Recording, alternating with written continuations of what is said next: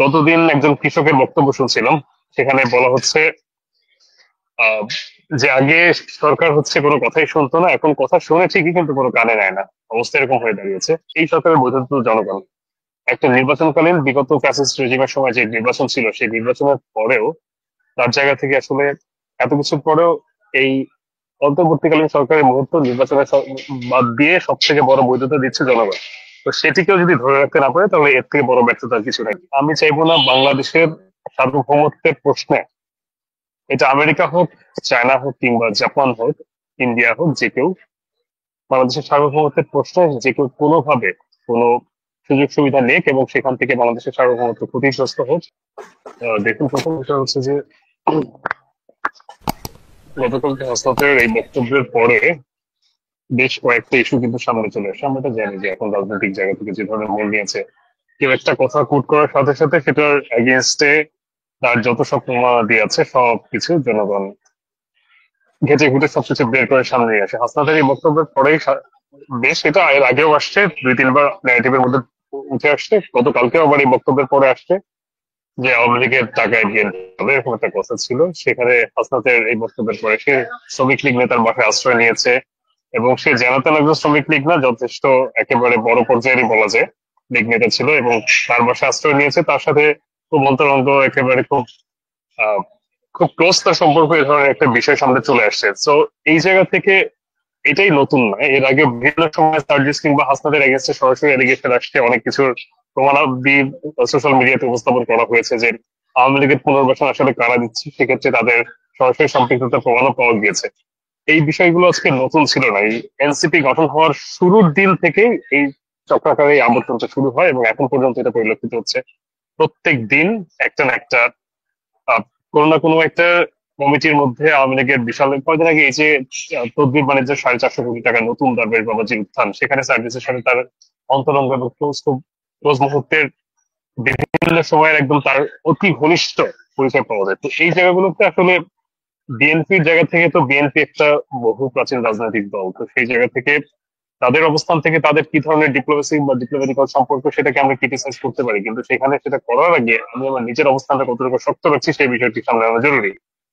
কিংবা সার্ভিস কিংবা এনসিপি যাই হোক, এনসিপির একজন নেতাও যদি কোনো কাজ করে, সেটার দায়ভার এনসিপির উপরে এসে পড়বে এবং এনসিপি কে নিতে হবে। যেভাবে আমরা ছাত্রলীগের কোন নেতা বা কর্মীর দায়ভার, বা অন্য যে কোনো রাজনৈতিক দলের নেতা বা কর্মীর দায়ভার সেই রাজনৈতিক দলের উপর আমরা বর্তিয়েছি। এই জায়গা থেকে তাদের অবস্থান থেকে এই যে পিএস এপিএস বা যে ধরনের কথাগুলো চলে আসছে, এগুলো একেবারে ভিত্তিহীন বা গুজব বলে উড়িয়ে দেওয়ার কোনো সুযোগ নাই। অনেক কিছু প্রমাণাদি সরাসরি উপস্থাপন করা হয়েছে সোশ্যাল মিডিয়াতে। জুলকারনাইন সাহেব ভাই থেকে শুরু করে আরো বেশ কয়েকজন অ্যাক্টিভিস্ট এগুলো নিয়ে একদম গণহারে লিখছে, পর্বের পর পর্ব প্রকাশ করছে, কিন্তু এদের মধ্যে ন্যূনতম কোনো চেঞ্জ দেখা যায়নি।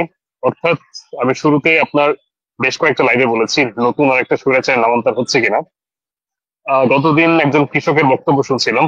সেখানে বলা হচ্ছে আহ, যে আগে সরকার হচ্ছে কোনো কথাই শুনতো না, এখন কথা শুনে ঠিকই কিন্তু কোনো কানে নেয় না। অবস্থা এরকম হয়ে দাঁড়িয়েছে। আমি সংখ্যাযুক্ত জায়গা থেকে যদি বলি, আমাদের করিডোর নিয়ে খুব বেশি চিন্তিত হওয়া দরকার, উদ্বিগ্ন হওয়া দরকার। এই সেফ করিডোর দিয়ে কিন্তু অনেক কান্ট্রি আফগানিস্তান হয়ে গিয়েছে, অনেক কান্ট্রি প্যালেস্টাইন হয়ে গিয়েছে। এই জায়গা থেকে যখন ন্যারেটিভ গুলো তুলে আনছে, কেন যেন মনে হচ্ছে ইন্টেনশনালি এই বিষয়গুলো এড়িয়ে যাওয়া হচ্ছে। এবং সেই জায়গা থেকে এনসিপি এড়িয়ে যাচ্ছে, এনসিপি এই ধরনের ন্যারেটিভের মধ্যে ঢুকছে না কেন, সেটা অনেক বড় প্রশ্নের দাবি জানাচ্ছে। তার মানে কি এনসিপি কি আসলে সরকারের পারপাস সার্ভ করছে কিনা, তাদের জায়গা থেকে কিংস পার্টি যে কথাটা, সেটা কি একটা এস্টাবলিশমেন্ট তারা সত্যিকার অর্থে দিচ্ছে কিনা, সেটা অনেক বড় প্রশ্নের সম্মুখীন করছে। এই জায়গা থেকে আসলে আমার জায়গা থেকে আমি যেটা দেখেছি, আমি একাধিক নেতাকে আওয়ামী লীগের বিভিন্ন মহলে বিভিন্ন জায়গা থেকে সরাসরি সম্পৃক্ত থাকতে দেখেছি। যেসব ছাত্রলীগের এগেনস্টে আমরা ক্যাম্পাসে ফাইট দিয়েছি, যাদের এগেনস্টে ক্যাম্পাসে আমাদের সাথে ফাইট হয়েছে, তাদেরকে বিভিন্ন কমিটি উপকমিটিতে তারা সরাসরি স্থান দিয়েছে। এবং সেখানে আমাদের প্রত্যেকটা জায়গায় 2 থেকে 3 জন সমন্বয়কের নাম বারবার উঠে আসছে, একের পর এক বারবার উঠে আসছে। আপনি একটা ভালো কাজের জন্য তাদেরকে অ্যাপ্রিসিয়েট করতে শুরু করবেন। হাসনাত আব্দুল্লাহর কথা যদি বলি, আজকে সে খুব তার কয়েকদিন আগেও যে হাসনাত আব্দুল্লাহকে একদম ভিলেনে পরিণত করেছিল, আজকে তার খুব ক্রেজ, খুব ভালো কথা যে আওয়ামী লীগ নিষিদ্ধের ক্ষেত্রে অনেক বড় ভূমিকা রেখেছে। আগামী 1 থেকে 2 সপ্তাহ পর আবার এই জিনিসটা উঠে যাবে, এবং নতুন অনেক বিষয়, যে যেমন আওয়ামী লীগের এই পুনর্বাসনের সাথে আন্দোলনটা শ্রমিক লীগের। এই আন্দোলনটা নিয়েও তো এক ধরনের আলোচনা আছে যে এটা সরকারের সাজানো আন্দোলন কিনা। হাসনাত আব্দুল্লাহকে দিয়ে করানো, তাহলে 2 দিনের মাথায় কেন এরকম হলো? তাদেরকে কেন পানি ছিটানো হলো? তাদেরকে কেন 144 ধারা জারি থাকা অবস্থায় তাদেরকে কেন আন্দোলন করতে দিল? এগুলো নিয়ে তো প্রশ্ন আছে যে আসলে আন্দোলনটা সাজানো ছিল। জি, সেটি আমি বলছি যে আন্দোলনের সময় ওয়াসা থেকে দেখা যায় ঠান্ডা পানি হচ্ছে তাদেরকে প্রবাহিত করা হয়, তারপর আরো নানা ধরনের বিষয় আছে সেখানে। এরপরে যখন জগন্নাথ বিশ্ববিদ্যালয় শিক্ষার্থী আন্দোলন করতে আসে তাদের উপর উল্টো লাঠিচার্জ করা হয় এবং একেবারে সিভিয়ারলি তাদের উপর অ্যাটাক করা হয়। এবং সেখানে একটা অনাকাঙ্ক্ষিত ঘটনা, আসলে একজন উপদেষ্টাকে হেনস্থ করা আসলে এই সরকারের দুর্বলতা প্রমাণ করে। একই সাথে এটাকে ট্যাকেল না দিতে পারা আরো বড় দুর্বলতা। সেই জায়গা থেকে ওই শিক্ষার্থীকে তুলে নিয়ে গিয়ে আবার জিজ্ঞাসাবাদ করাটা আসলে অত্যন্ত বাজেভাবে চোখের দৃষ্টিতে জনগণের সামনে পরিলক্ষিত হয়। এই সরকারের বৈধতা তো জনগণ। একটা নির্বাচনকালীন বিগত ফ্যাসিস্ট রেজিমের সময় যে নির্বাচন ছিল সেই নির্বাচনের পরেও তার জায়গা থেকে আসলে এত কিছুর পরেও এই অন্তর্বর্তীকালীন সরকারের মুহূর্ত নির্বাচনের বাদ দিয়ে সব থেকে বড় বৈধতা দিচ্ছে জনগণ।